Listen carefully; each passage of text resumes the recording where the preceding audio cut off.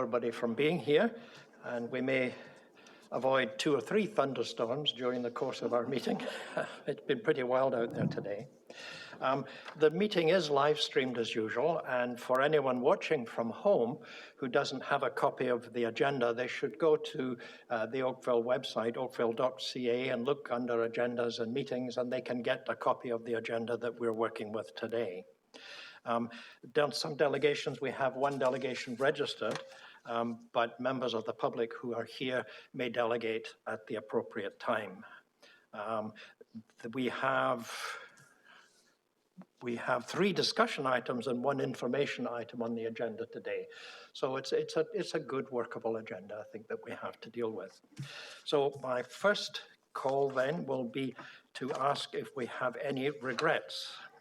Sorry? Yes, regrets. We do, Mr. Chair. Jerry Tino. Jerry, right, thank you. Are there any declarations of pecuniary interest with respect to any of the matters before the committee today? No, seeing none. Next item is the confirmation of the minutes of the previous meeting. These were circulated. Are there any comments? Somebody like to give me a motion? George? George has moved that the minutes be adopted as circulated. Any further discussion? Anyone opposed to that motion? The motion is carried. Thank you.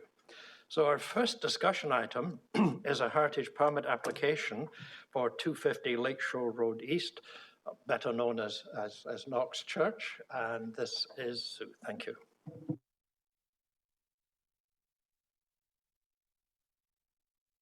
Thank you, Mr. Chair. We'll just get the presentation pulled up here, and then I'll take you through the application that's on the agenda today. Okay, so here we have the lovely Knox Presbyterian Church located at 250 Lakeshore Road East. There we go.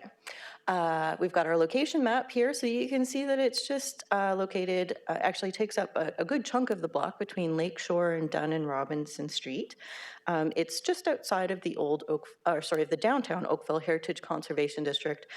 This property is actually designated under Part 4 of the Ontario Heritage Act and has been since the early 1990s. The main building on the site is a Gothic Revival red brick building you saw in the first picture. The main portion of it constructed in 1888 with later additions, I believe in the 1920s and 1950s. And so the application before you here today is to remove an existing non-historic shed that is lightly attached to the rear of the church and to construct a new shed on a concrete pad that's just to the east, which is part of the rear parking lot. And the most significant thing that's then happening is then to construct a new addition, which is roughly to the same footprint and height of the shed that will extend the interior kitchen space. So all of these drawings are available in the application package that the committee members have received, and it's also available online.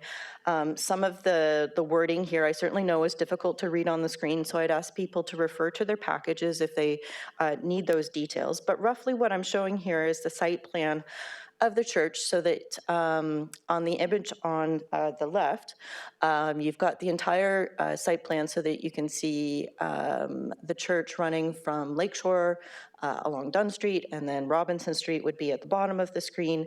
And in those light green boxes that are then kind of covered in yellow are the proposed, the current location of the existing shed, and then the proposed location of the new shed. And then in the close-up version on the right-hand side of the screen shows the existing footprint and essentially interior layout of the shed that is currently attached to the church. And so the location of the shed is actually towards the back of the historic building. So this isn't attached to the original 1888 structure. This is attached to the later, I believe, 1920s-ish portion of the church. And so here you've got the view from Robinson Street. On the left, we have what's existing. We've got the shed in our little dotted green line box there. And then what we're showing in the larger image to the right is the proposed reconstruction of the addition. Because really that's what we're more concerned about rather than the actual relocation of the shed. And so in order to construct this addition, there will be the need to alter some of the historic brickwork from the 1920s church and also several of the windows as well. And so the current plan is to salvage some of the historic brick that comes down and to reutilize it mixed with modern brick as matched as closely as possible to construct this more permanent addition to the church.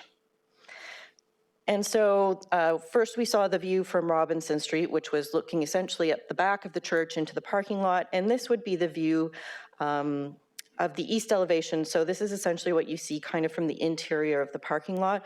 Although I would note that you don't really see this whole view because there are some lovely gardens that actually are in between, I guess, the historic portion of the church and Lakeshore Road. So what you've got, of course, on the top is what's existing with our little shed there. And then in the bottom image is the proposed addition. So you can see that the windows that are being impacted and also essentially the new construction that matches the shape and form roughly of the existing shed. And here we've got some close-ups so you can see that in better detail. These are the proposed additions. So the first image is looking from that interior of the parking lot, and the second image is looking from Robinson Street into the parking lot area, just to orient yourself. So just going around the site here at the back of the church, this is what you can see from Robinson Street today. Typically, on a regular day, there are cars in the church parking lot. And so in many ways, this addition will be shielded from public view for most of the time. But it certainly will be slightly visible from the rear elevation of the church. And so just taking you around the corner here, looking into our existing little shed. And then I'm just going to show you the interior because this actually, I think, gives you a better idea of, these are the bricks that will be removed so that they can be reused on the new exterior brick wall. And also to show you the existing basement access, which will actually be staying as well. This is a necessary access to the boiler room. And you can also see the two windows that will be impacted as well. And so the intention with the windows is that the existing clear leaded windows will be removed and the window form and shape will stay, but will be replaced with modern glass thermopane. And the diamond pane windows will be salvaged so that they can be reused in the future if necessary to repair other existing windows on the church. And so when we look at the heritage guidelines for this property, because it is a Part 4 designated property, it's not part of a heritage conservation district and it doesn't have a conservation plan, we apply the standards and guidelines for the conservation of historic places in Canada.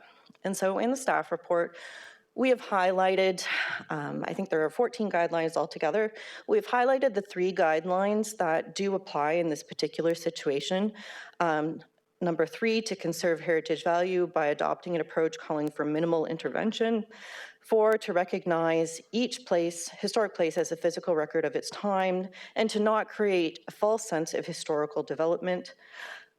Number 11, conserve the heritage value and character defining elements when creating any new additions, and to make the new work physically and visually compatible with, but subordinate to and distinguishable from the historic place.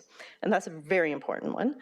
And number 12, create any additions or related new construction so that the essential form and integrity of the historic place will not be impaired if the new work is removed in the future.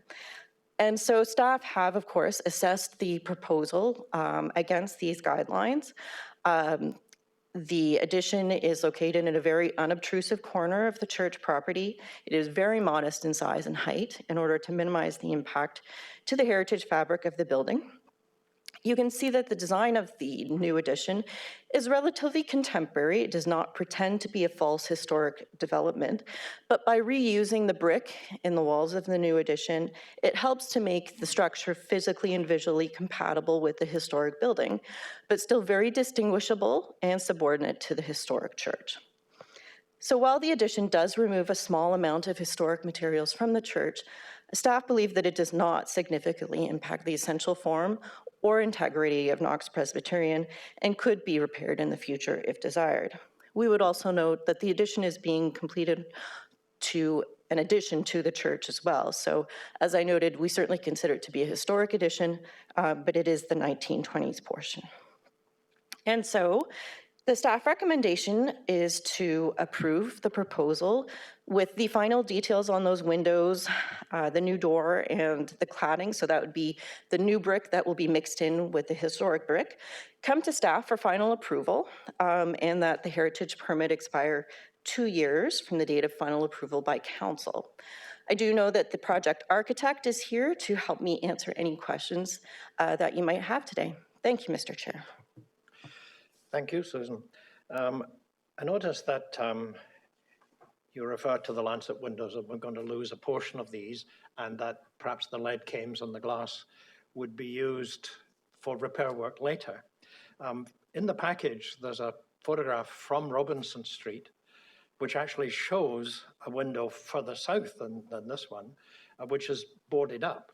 And I just wondered if that would be number one on the list of things to do with the salvaged materials, is perhaps to replace that wooden board. But that'll be something for the applicant to think about. Okay, good. Thank you very much. Any questions of Susan? Nope. Thank you. Does somebody wish to speak on behalf of the applicant? And if you just tell us your name and where you're from for the benefit of the secretary, please. Good morning. My name is Ty Farrow. I'm the lead architect on the project representing Knox. I'm here if there's any questions. I'd be pleased to answer them. Good, thank you very much. Are there any questions of the architect? No, there are none. Good, thank you very much indeed. Okay, is there anyone else from the public who would like to speak to this matter? No, good, confined to the board. Okay, we've got the presentation and we have a staff recommendation. Is there any discussion? Would somebody like to give me a motion, Councillor Gittings? Sorry, it's Jason here. I'm on virtual. I just couldn't get my mute off quick enough. So I just like to ask a question. Sorry about that. Hey, hello.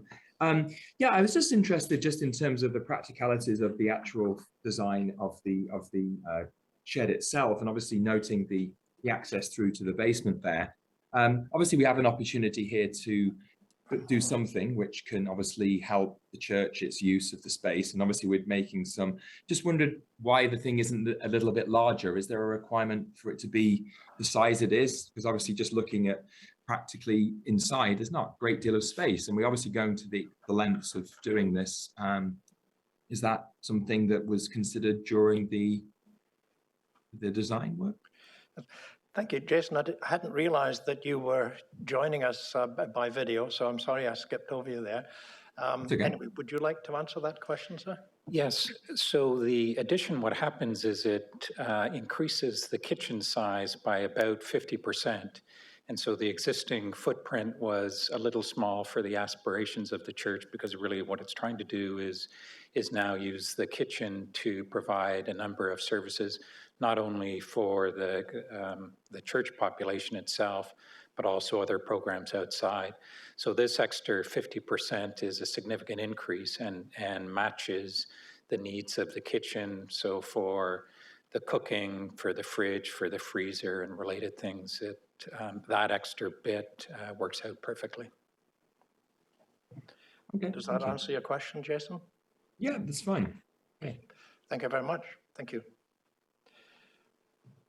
Okay, so we'll get back on track then. Any other, Councillor Giddings? you giving me the motion to approve the staff recommendation. Well, I would certainly like to do that, and further to Ty's comments there. He talked about the ongoing efforts. It's not just with the building, it's also a lot of work for the community. Recently had a tour of their work in progress, and for anyone that hasn't been down there, I'm sure we could, they'd be glad to host a little meeting. They're doing some great work on the building and in the community, and for that, we're truly thankful. Thanks. Good, thank you. So we have a motion. Is there any further discussion on that motion? The motion is to accept the staff recommendation. Anyone opposed to that motion? Seeing none, the motion is carried. And I will again remind everybody that we are an advisory committee. Any recommendations we make go to the Planning and Development Council meeting at its meeting on August the 14th at 6:30 p.m. So thank you very much. Thank you. Right, so the next item on our agenda is a heritage permit application for 55 Allen Street. And I think that one is Carolyn. Yes, thank you, Mr. Chair. So this property is 55 Allen Street, located within the 1st and 2nd Street Heritage Conservation District. And it contains a non-contributing property. So the house was built in the 1960s. The applicants are proposing to retain the existing house, but, excuse me, to add, added a 2-story rear addition off the back of the existing house and to construct a 1-story side garage addition. So I've just shown a couple streetscape views of different seasons just to show what's there. There is quite a bit of vegetation and trees. Some of this will be removed. Some of it needs to be removed for the integrity of the house. And some of it may be retained through the application process, as these trees, a portion of them are on the public street right away. So again, this is sort of a classic, neo-Georgian style home that was built in the 1960s. The owners are proposing to retain what you see there, but to add to it, add some decorative elements, but also add new additions to the side and the rear. And this is coming around the side. It does contain a 1-story rear wing that will also be retained, but the 2nd-story addition will also go on top of that. And then the rest of this 2-story addition will fill in this section, this little courtyard section that you see here. There's a lovely magnolia tree to the right, and that will be retained. And just another view of the rear. So here's a site plan showing in the lighter gray the existing 2-story dwelling, and to the left is a new 1-story side addition which would contain a garage, and to the rear is the hatch sections showing the 2-story addition and the 2nd floor addition over the existing wing.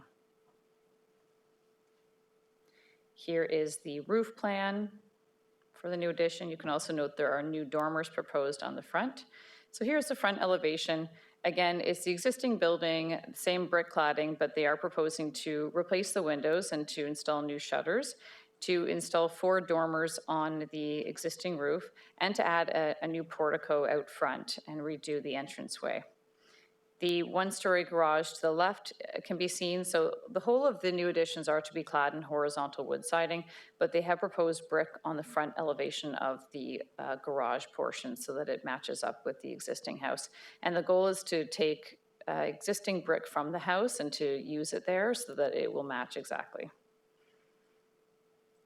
And then coming around to the south elevation, you can see the existing brick house to the left and the new addition to the right. So some of the drawings we had showed cedar shingles and some showed wood siding. The owners are not entirely sure, I think, yet which they're going to choose. So that is an element that will come back to staff for final approval. But either wood shingles or wood siding, wood horizontal cladding is supported by staff.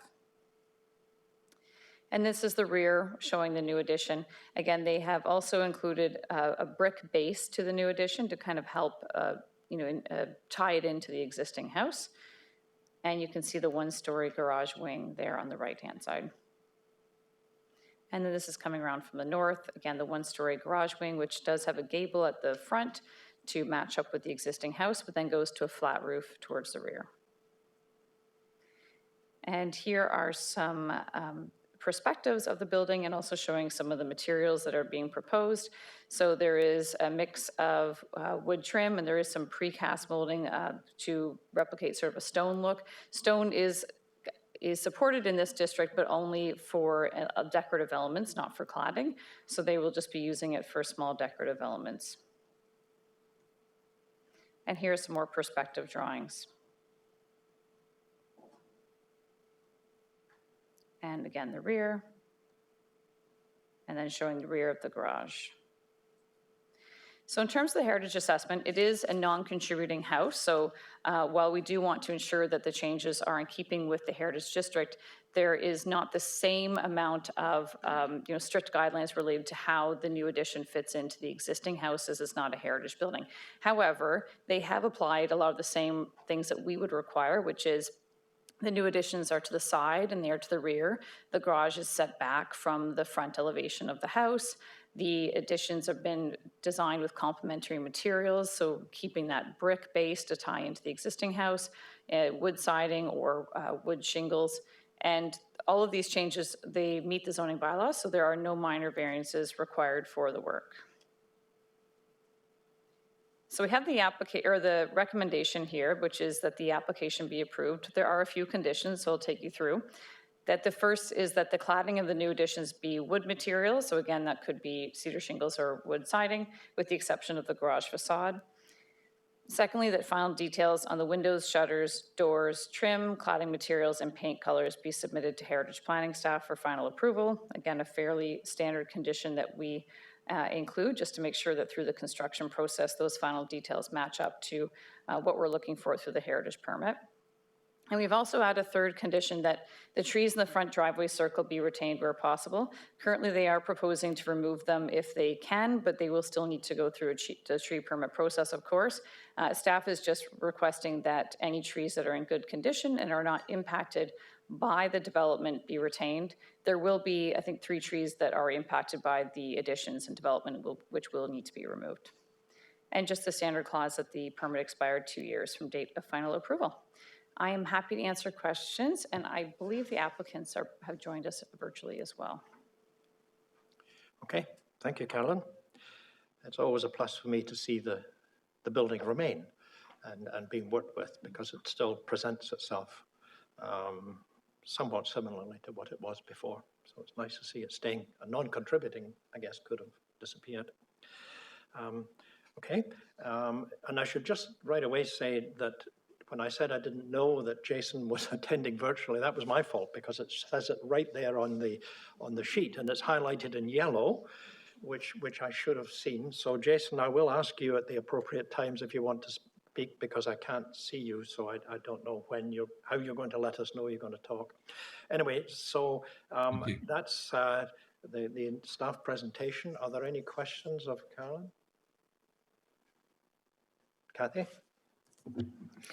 Thank you, through you, Mr. Chair. In speaking to another member of the Heritage Committee, they had raised questions regarding, and it was a concern of mine, hence why I'm raising it, the width and the proportion of the dormers.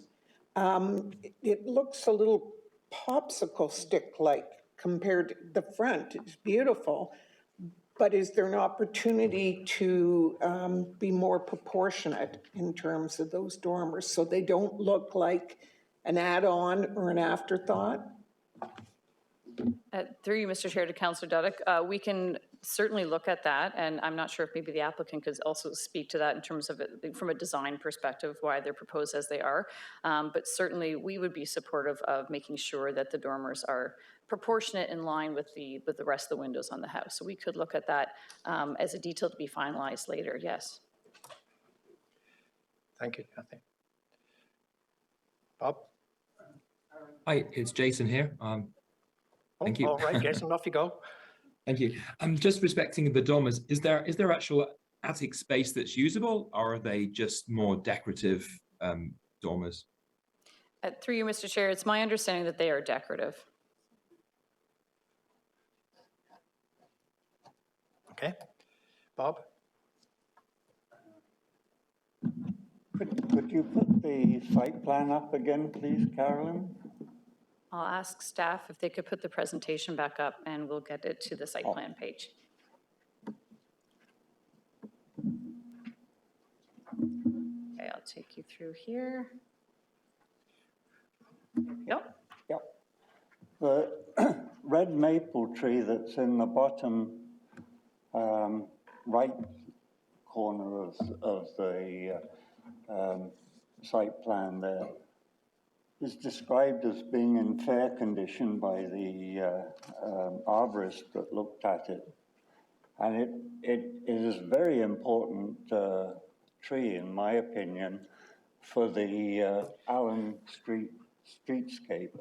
It actually forms a total arch meeting a maple outside the parking lot of St. Andrew's Church. And looking either up the street or down the street is just a beautiful streetscape that would be lost if that tree were to be removed. And a couple of others, the tamarack near the house, and another one, as you say, in the driveway circle that I think could be preserved. But that red maple to me is very important. It impacts both the First and Second Street Conservation District and the Old Oakville Conservation District, bridging the two and creating a really nice archway for Allen Street. So in terms of its impact, its removal impact on the streetscape, I think would be terrible.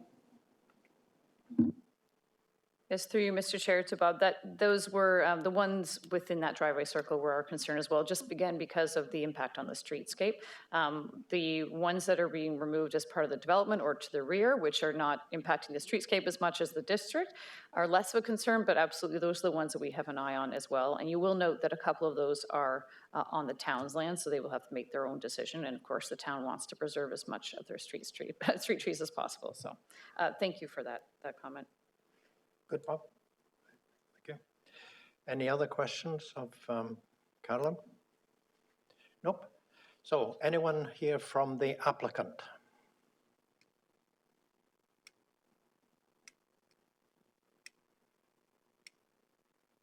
Apparently not.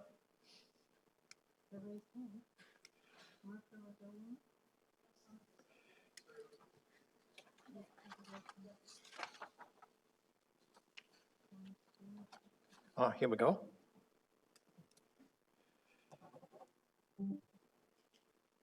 Mr. Razzolini? Yes. Good. Hello, Chair and members of the committee. Yes, so we've heard the recommendations. We can explore looking at the dormers along with town staff. Regarding the trees, I think what the planning department has outlined works for us. We are going to need to go through the approval process with the arborist. Some of the trees, the cedar trees specifically, the owners have a bit of concern about being able to see when leaving the driveway. So that's a big reason why they're proposing for some of those trees at the front to come down. But we're going to need to go through this with city staff regardless. If there's any other questions, I'm happy to answer them. Good, thank you. The question that came up earlier about the dormers, that was initiated, and certainly in my thinking, by our Vice Chair, Jerry Tino, who is an architect, who indicated that in her view, the dormer proportions that we were seeing now were not pleasing to her architecturally, is how she put it, that they didn't work. So I'm glad to hear that you would be happy to work with perhaps just lowering them a little, widening them a little, and putting them in a slightly better proportion. And we hear that they're just decorative. Jerry's comment also was, consider the opportunity of being able to allow light into the hallway upstairs or the upper floors. But that would be entirely up to you, of course. That's internal and doesn't affect the committee. But Jerry thought that was something, and I think Jason kind of reflected that in his question earlier. that's something that you might want to think about. So any other questions of Mr. Razzolini from members of the committee? Nope. Thank you very much, sir, for your attendance. Is there anyone else wishes to speak on this application? No? Good. Okay, so we're confined to the board. Any discussion? Councillor Duddick? I'd be pleased to give you a motion, given the discussion we've had and the direction to staff to address the dormer issue. Thank you. Yes, thank you. I wondered if you'd had the time yeah, in a through you, few Mr. minutes Chair, of the discussion to put together a revision to your... If we can get the presentation back up, I can see if I can manually just put something in here that I've drafted. I'll go to the last page. Okay. My recommendation would just be to add, I don't know if I can't edit it in here because we're in screen, oh, okay, I don't think I can. Well, oh, maybe I can here now. Here we go. So I would put that the dormers be redesigned to have proportions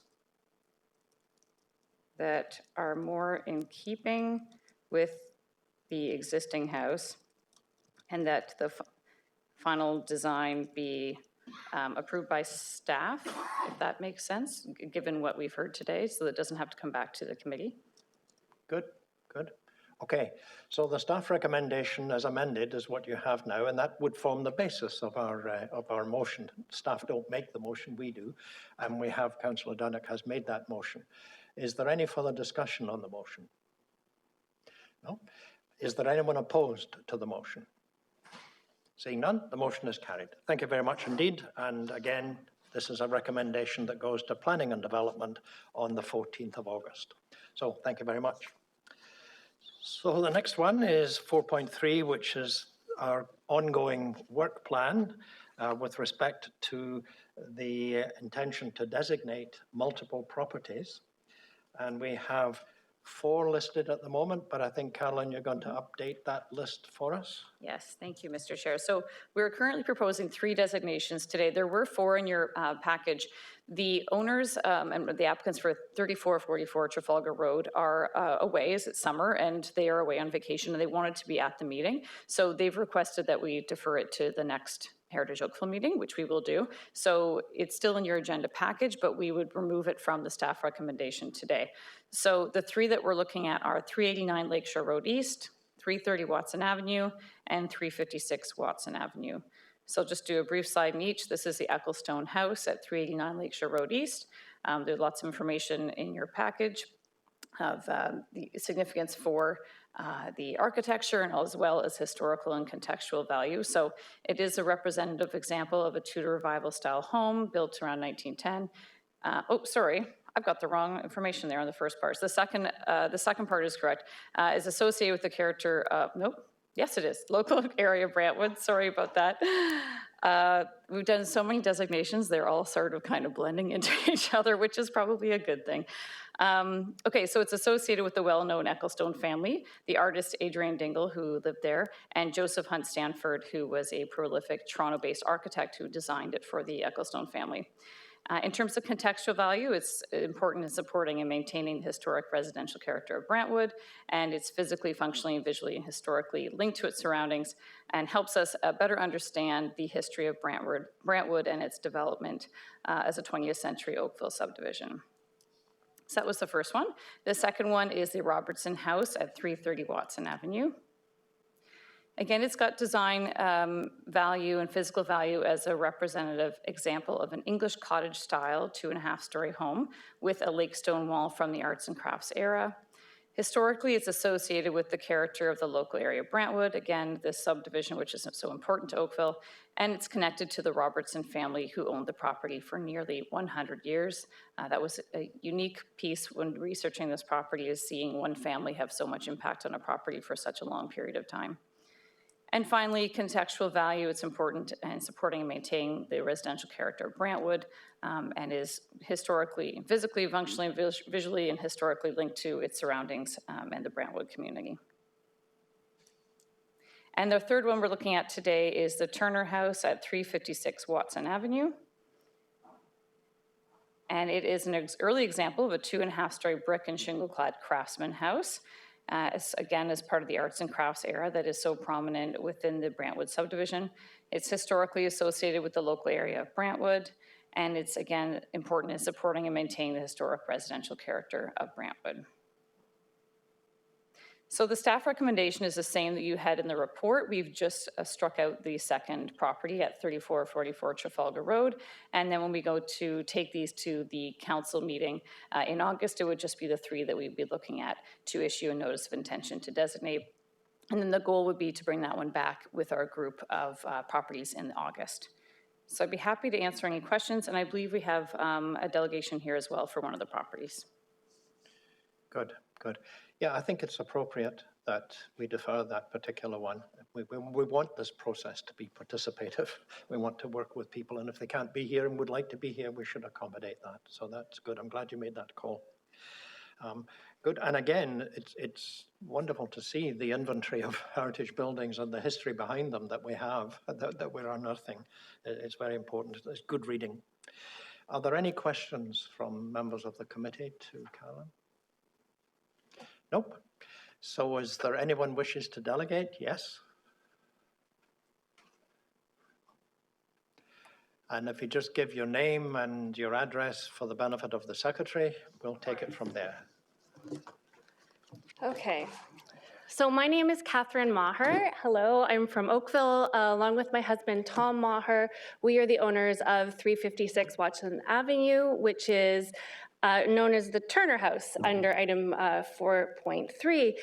I want to thank the committee for the opportunity to appear before you this morning. I also want to thank Carolyn. She and her staff have been incredibly wonderful with keeping us informed of this process, for coming to our house, meeting with us, answering lots of questions, and keeping us informed of the procedure and process. So thank you, Carolyn and the staff. I know I only have 10 minutes, so I'm going to speak very, very quickly. I hope that's okay. I have lots of points. I won't be able to make them all in the time frame. So we've gone through this report in detail, my husband and I, and we've looked in particular at the requirements in Regulation 906 and the evaluation criteria set out at page 23 of the report on the Turner home. And we're not convinced that there is sufficient evidence here to demonstrate that the criteria outlined in this report have been met. So I wanted to refer you to page 23 of the Turner House report, which sets out 4 criteria, 4 designations. And I just wanted to go through each of them. I'm just going to very high level speak to a few of them. I also have some slides. I'm hoping that they are here and available. Those will be later in the presentation. So just very quickly, starting with item number 1, the evaluation says that this property is an early example of a 2.5-story brick and shingle-clad craftsman house. This again might be our own ignorance. We are not, as homeowners, we're not architects, we're not planners, we're not historians. So we're just, in reading this report, we note that the house was built in 1915, but the report notes at page 4 that the arts and crafts movement began in 1890. So just some confusion on our part as to how this is an early example of this movement. Just think some elaboration is required there. Also felt there was some lack of specificity in terms of whether this property is an early example of a craftsman house or a representative example. I see that it can be both in the legislation. At one point in the report, it's referred to as an early example. At another point, it's referred to as a representative example. Some clarification on that point, I think, is also needed. In terms of whether it's representative of the craftsman style, again, not having the background or expertise that I'm sure this committee and certainly Carolyn has, wasn't certain how it necessarily fits all those craftsman elements. I note for the committee, the report does mention all the new components in the home, including the new balcony, the railings, French doors, an addition on the south side. There's a rear bump out that's new. There's a door on the rear dormer, new windows, new door. There's a lot of newer material to this home. We don't have any sort of original photographs or architectural plans to see what it might have looked like originally for us to really understand how it is that representative style. Again, this might be our own lack of knowledge or understanding. So moving on, really quickly to items 3, and this is where I would submit it's very important for the committee to dig into this issue. And this all relates to the historic nature of the Brantwood neighborhood. So we're proposing to designate, to fulfill the criterion 3.1 and 3.2, which that the Turner House is important to supporting and maintaining the historic residential character of Brantwood. I want to just show you some of what is around us. I'm not sure how familiar the committee is with the Brantwood neighborhood, or if you've walked around it lately. I would urge you to do so. So if we can go to slide 2, please. So this is the house right directly beside us to the south. This home is referred to quite a lot in this report. It's lot 193, which was owned by the Turners at one point. The original structure was taken down, and this is our neighbor's home to the south of us. If we go to the next slide, please. This is the home to the north of us. It's a 1950s bungalow. Again, for those of you who know Brantwood well, and this is completely speculative on our part, so nothing to support this belief, but I really doubt, given what's going on in Brantwood and the development that's occurring there, that this bungalow is going to be there for decades to come. Again, this is just my opinion. Next slide, please. This is a sort of street view, just of the houses surrounding ours. You can see those are neighbors to the south. The next slide, please. This is across the street from us. You can see there's a new gray, I think it's stucco structure. And then to the north of that, there's 343 Watson Avenue, which is also listed in the same way as ours. You can see it's in this photo in the process of renovation. If you go to the next slide, please. You can see what it looks like now. They used to have the cedar-clad dormer like we did. The windows, I learned a new word from Carolyn, which is fenestration. The fenestration's all changed, the black windows. All this is, I'm just showing this to the committee because in our view, my husband's and mine, the historic nature of Brantwood isn't really there anymore for the Turner House to support. I think when we moved in 10 years ago, that might have been the case. But in the 10 years that we've lived in Brantwood at this home, we've seen that the streetscape has modernized, it is busy. Homes that were once larger on larger lots have been subdivided. There's, lots of properties and were once large heritage homes. It's really not, if you move on to the next slides, I just threw these in for fun. This is the Brantwood promotional pamphlet that gets cited in this report. And it talks about what Brantwood was supposed to be, this country, park-like setting, away from the hustle and bustle, these large lots, nature. That was, I think, the historic character of Brantwood, as I understand it. I believe that this is now eroded. It's really not there anymore. And so this home, the Turner home, could be preserved, but what is it preserving? Is the underlying history of that neighborhood still intact? We believe not. If we go to the next 2 slides, 1, 2, next one down. So this is something that I found in a 2011 Heritage report, 315 Watson Avenue, which is in the same block as ours. And apparently at one point council or Heritage was considering designating this as a district. Obviously that didn't happen. And so I think, we're 10 years or more on from this. And I would submit to the committee, and you can use whichever metaphor you want, just that the toothpaste is out of the tube or the horse has left the stable, but the time to preserve the historic nature of Brantwood was in the past. And I did speak with Councillor Giddings, he's my councillor, we did speak about this, and he did comment, I hope you don't mind me repeating our conversation, Councillor Giddings, just that maybe this was something council should have done 20 years ago to preserve that historic nature of Brantwood. I think it's too late. I don't think it's happened. That's our view. I invite the committee to consider that. They know the area better than I do, or my husband. So we would urge the committee to defer a decision on the Turner House until there's been an opportunity to look at some of these points that we've been raised in terms of the designation criteria, and also for the committee to assess whether there really is this historic district intact in Brantwood that houses like the Turner House can indeed support through their preservation. And would urge the committee to think about that very carefully, because there are a number of Brantwood houses that are up for consideration. I realize I've gone so quickly, I missed one of the designation criteria. Do I have time still? Got a couple of minutes left. Okay, if I may, I just wanted to go back. I skipped from 1 to 3. I missed 2 in my haste. I apologize. Under number 2, sub 1, one of the designation criteria is that the property is associated with the character of the local Brantwood area subdivision. So it would seem to me in the legislation there's a 2-part test for this. One, whatever it is has to be associated with a theme, event, belief, person, activity, organization, or institution. And the second part is that it's significant to the community. So clearly Brantwood and the development of a subdivision is not an event, belief, person, activity, organization, or institution. So that would leave it as a theme. Again, this is something I don't understand, how the development of a subdivision would constitute a theme and the way in which that's legislatively defined. And in the second part of the test, the significance to the community. If the development of the Brantwood subdivision is indeed a theme, then how that is important to the community. There's certainly the history of the Brantwood subdivision, which is, very clearly elucidated in this report.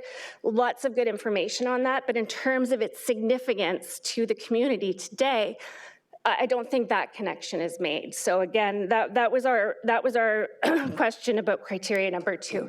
So thank you very much. I apologize for racing through it. I did want to get through, and I thank the committee very much for the opportunity this morning. Again, to Carolyn and staff, thank you. Thank you very much. You stayed right bang on your 10 minutes, and you covered it. Never spoken so fast. Thank you for your delegation. Thank you. Just don't rush away. Does anyone have any questions to ask of the delegation? No, that's okay. Fine. Thank you very much. Thank you. We hear what you say. Oh, did you want, Carrie? You got a wave. You have a question. Oh, for me, okay. And another. Oh.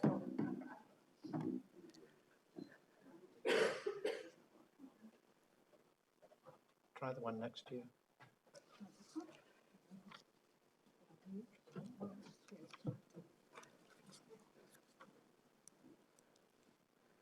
Oh, there we go.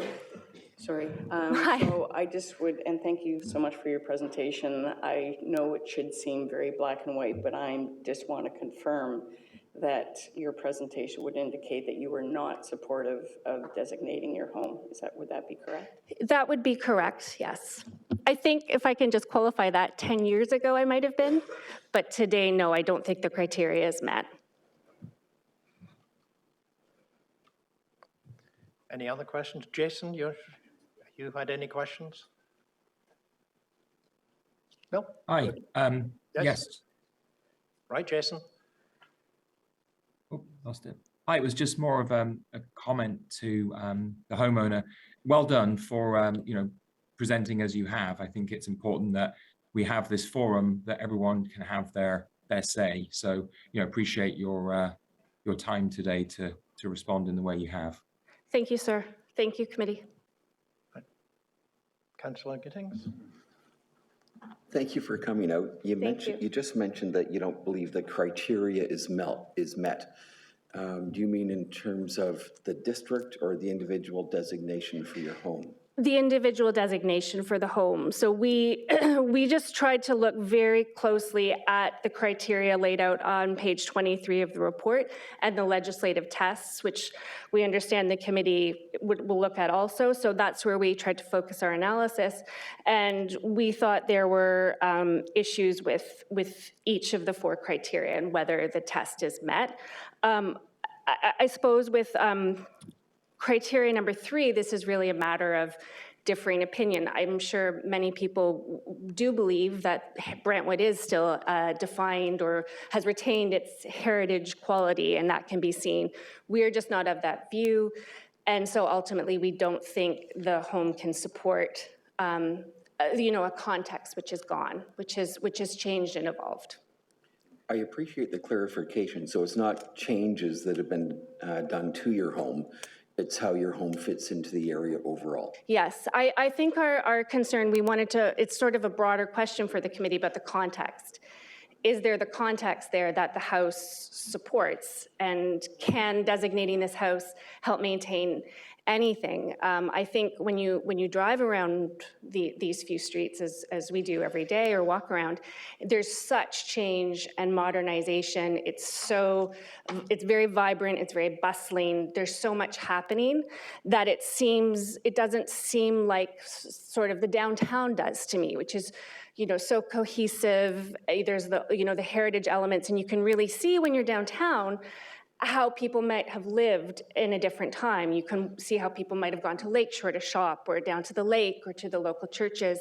You feel that, and you see that when you're down there, and that's a wonderful, wonderful thing about Oakville. But I don't get that same feeling in the Brentwood subdivision. It just does not seem historic in that way, and so I think we would intend to keep the heritage quality of this house. We've committed to it personally. We love it. But, whether the future use of this property should be restricted in support of a context that we don't think really exists in the area anymore. I guess that's our submission for the committee to think about in the context of many Brentwood homes, I think, that are probably up for designation. Thank you. Thank you, Councillor. Thank you very much. I don't know if, thank you very much. Thank you, Mr. Chair. This is new for us in the sense that this process is a whole new process for us, and that we're going through. And we've had now the first sort of feedback from someone whose house is being designated. Councillor Duddock, did you have a comment to make? Just a question through to staff. In many ways, I see a similar parallel to Tuxedo Park, given the fact we have been faced with various homes either on Maple or Spruce that did qualify to be a Part 4. And even though at one time we did consider, if we had the opportunity, to do a district plan, by the time we got to that, similar to what you're seeing now in Brentwood, it sort of lost that opportunity to designate an entire district. But that doesn't negate the preservation of it. Is that correct?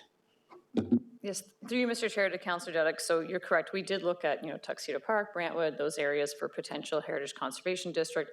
But as you know, there's a certain percentage. Now there is actually a percentage. Before it was still, even if it wasn't written in the same way with the Ontario Heritage Act, we still needed to ensure that there was a good chunk of the properties that are considered to be heritage versus non-contributing.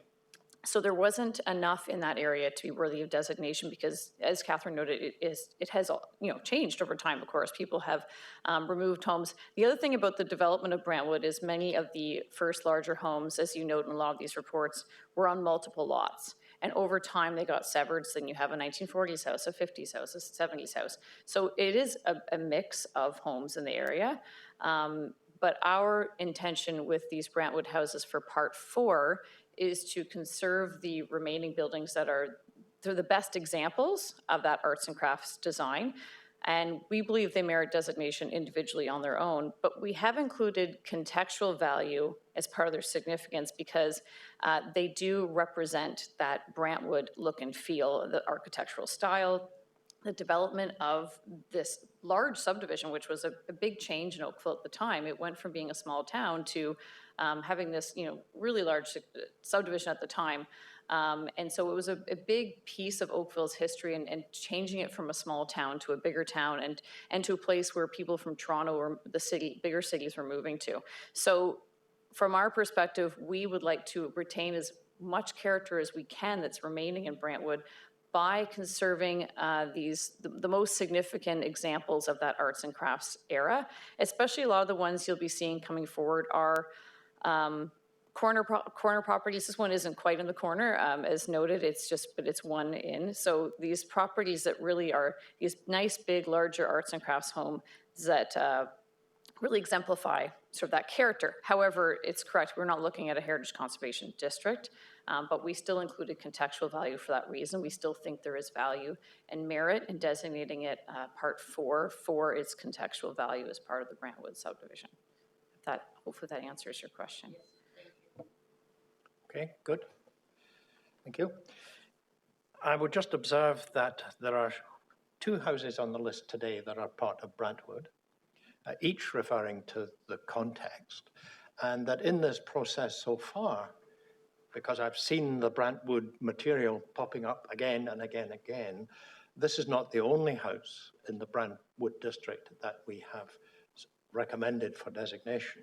There are a number of others, and as Carolyn was saying, the effort is to keep whatever critical mass of the Part 4 buildings in that district for the future, and not allow the entire district to be changed and lose the remains of the character of Brantwood. So that was a good delegation, and we thank the delegate for that. What we have before us is our staff recommendation, going through all of these different criteria and asserting to us that these criteria are met. So that's where we're at. So the staff recommendation is that we move forward with 1, 3, and 4. And Councillor Duddock has given me a motion to that effect. Is there any further discussion on that motion? Is there anyone opposed to that motion?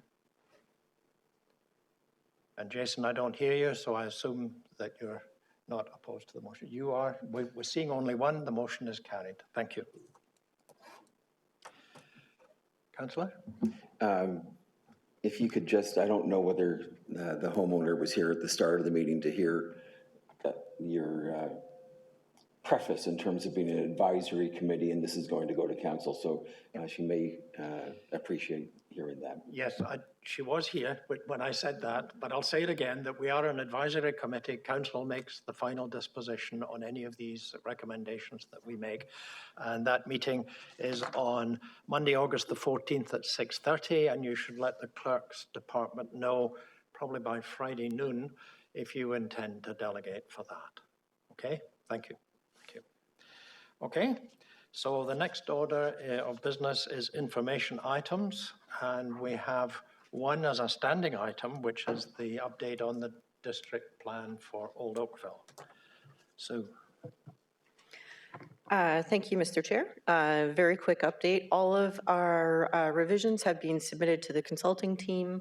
Again, my thanks go out to the members of the Oakville Lakeside Residents Association and the Oakville Historical Society, who assisted me in coming up with revisions, especially to the inventory, the property inventory. And so right now we're just in a holding pattern waiting for the consultants to return to us with a revised draft study, which we anticipate will be on the Heritage Oakville agenda for August 29th. Super, thank you. Can I have a motion to receive the information? Okay, thank you. Anyone opposed to that motion? Seeing none, the motion is carried. Thank you. So the date and time of our next meeting is August the 29th, and it'll be back here in the council chambers. And can I have a motion to adjourn? I think Brenda is anxious to give me a motion to adjourn. No one will be opposed to that. So I thank everybody again, once again, for the gift of their time today. And we will see you on August the 29th. The meeting is closed. Thanks, Drew.